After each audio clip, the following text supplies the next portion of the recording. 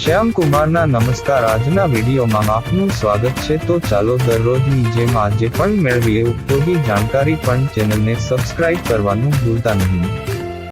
મોબાઈલમાં કવર લગાવવાના ફાયદા તો ઘણા છે, પરંતુ તેના કેટલાક નુકસાન પણ છે જે ઘણા લોકોને ખબર હોતા નથી.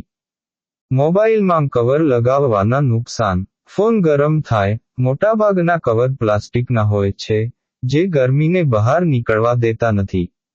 આના કારણે ફોન વધુ ગરમ થાય છે, જે તેની બેટરી અને પ્રોસેસરને નુકસાન પહોંચાડી શકે છે.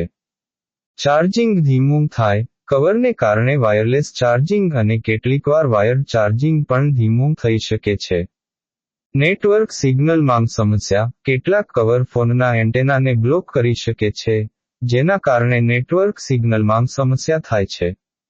ફોનનું ડિઝાઇન છુપાય. આજકાલ મોબાઈલની ડિઝાઇન ખૂબ જ આકર્ષક હોય છે, પરંતુ કવર લગાવવાથી તે ડિઝાઇન છુપાઈ જાય છે.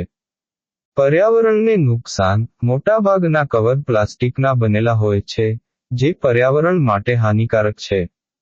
તો શું કવર લગાવવું જોઈએ કે નહીં? આ પ્રશ્નનો જવાબ તમારા ઉપયોગ અને ફોનની કિંમત પર આધારિત છે.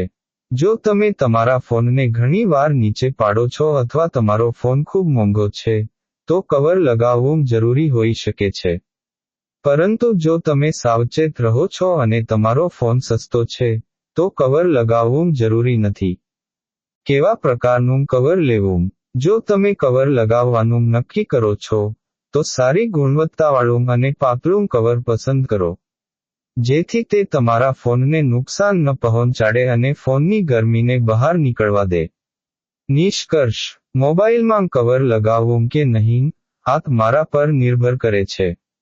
પરંતુ કવર લગાવતા પહેલા તેના ફાયદા અને નુકસાન વિશે જરૂર વિચારો.